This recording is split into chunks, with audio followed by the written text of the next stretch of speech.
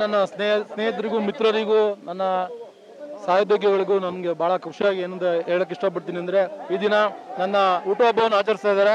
ಅವ್ರಿಗೆಲ್ಲ ನಾನು ತುಂಬ ಹೃದಯದ ಸ್ವಾಗತ ಹೇಳಿ ಧನ್ಯವಾದಗಳನ್ನ ಅರ್ಪಿಸ್ತೀನಿ. ನಾನು ಸುಮಾರು ಕಡೆ ಇತ್ತು, ನೀವು ಬಂದಿದ್ರಿ, ಕೆಲವರೆಲ್ಲ ಮಾಧ್ಯಮದವ್ರು ಬಂದಿದ್ರು. 1-2-3 ಅನಾಥಾಶ್ರಮದಲ್ಲಿ ಕಾರ್ಯಕ್ರಮ ಇತ್ತು, ಮತ್ತು ಕಿಟ್ ಕೊಡೋದೆಲ್ಲ ಇತ್ತು. ನಾಳೆನೂ ಇದೆ, ಒಂದು 150-200 ಜನಕ್ಕೆ ನನ್ನ ಒಬ್ಬ ಸ್ನೇಹಿತ ಕಿಟ್ಗಳೆಲ್ಲ ಕೊಡ್ತಾರೆ. ಅದೆಲ್ಲ ಒಳ್ಳೇದಾಗುತ್ತೆ. ಎಲ್ಲ ನನ್ನ ಸ್ನೇಹಿತರು ಇಂಥ ಒಳ್ಳೆ ಕಾರ್ಯಕ್ರಮಗಳನ್ನ ಮಾಡ್ಕೊಂಡು ಬಂದಿದ್ದಾರೆ ಅರ್ಥಪೂರ್ಣವಾಗಿ. ಭಾಳ ಖುಷಿ ಆಗುತ್ತೆ. Thank you. ಅವರೇ ನಮ್ಮ ಬಾಸು, ಏನು ಬರಲೇಬೇಕು ಬಂದವರೇ, ಇನ್ಯಾರೂ ನಮ್ಮ ಬಾಸ್ ಇಲ್ಲ. ಆಯ್ತು, ಓಕೆ ಓಕೆ ಓಕೆ. ಅವರು ಇಂದು ನಮ್ಮ ಆತ್ಮೀಯರು ಸಹೋದರ ಸಮಾನರಾದಂಥ ಚಂದ್ರಶೇಖರ್ ಅವರ 49ನೇ ಹುಟ್ಟುಹಬ್ಬದ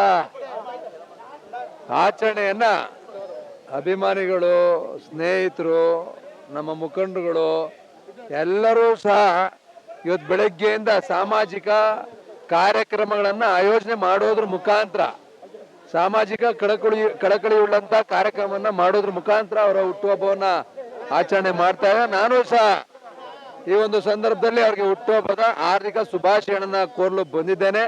ಆ ತಾಯಿ ಚಾಮುಂಡೇಶ್ವರಿ ಅವ್ರಿಗೆ ಸುಖ, ಶಾಂತಿ, ನೆಮ್ಮದಿ, ಆರೋಗ್ಯ, ಐಶ್ವರ್ಯ, ಜನರ ಸೇವೆಯನ್ನ ಮಾಡ್ಲಿಕ್ಕೆ ಇನ್ನೂ ಹೆಚ್ಚಿನ ಶಕ್ತಿಯನ್ನ ಕೊಡ್ಲಿ ಅಂತ ಆ ತಾಯಿ ಚಾಮುಂಡೇಶ್ವರಿ ನಾನು ಪ್ರಾರ್ಥನೆ ಮಾಡ್ತೀನಿ.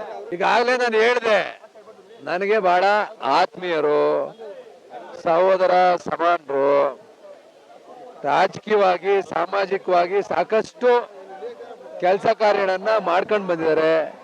ಜೊತೆಗೆ ನಮ್ಮ JDS ಪಕ್ಷದಲ್ಲಿ ಪ್ರಾಮಾಣಿಕವಾಗಿ ನಿಷ್ಠೆಯಿಂದ ಸೇವೆಯನ್ನ ಸಲ್ಲಿಸ್ತಾ ಇದ್ದಾರೆ. ಈ ಭಾಗದ ಹಲವಾರು ಬಡಾವಣೆಗಳಿರ್ಬೋದು, ಭೋಗಾದಿ ಇರ್ಬೋದು, ಸುತ್ತಮುತ್ತ ಇರ್ತಕ್ಕಂಥ ಗ್ರಾಮಗಳಿರ್ಬೋದು, ಎಲ್ಲ ಕಡೆನೂ ಸಹ ಇವತ್ತು ಹಲವಾರು ಅಭಿವೃದ್ಧಿ ಕೆಲಸ ಕಾರ್ಯಗಳಿರ್ಬೋದು, ಸಾಮಾಜಿಕ ಕೆಲಸ ಕಾರ್ಯಗಳನ್ನ ಮಾಡೋದ್ರ ಮುಖಾಂತರ ಇವತ್ತು ಇಷ್ಟು ಸ್ನೇಹಿತರನ್ನ, ಅಭಿಮಾನಿಗಳನ್ನ ಸಂಪಾದಿಸಿದ್ದಾರೆ, ಗಳಿಸಿದ್ದಾರೆ.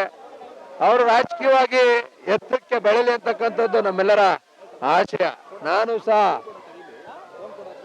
ಆತ್ಮೀಯನಾಗಿ, ಒಬ್ಬ ಸಹೋದರನಾಗಿ ಎಲ್ಲ ರೀತಿಯಾದಂಥ ಶಕ್ತಿಯನ್ನ ಅವ್ರಿಗೆ ತುಂಬಲಿಕ್ಕೆ ನಾವು ಸಿದ್ಧರಿದ್ದೇವೆ.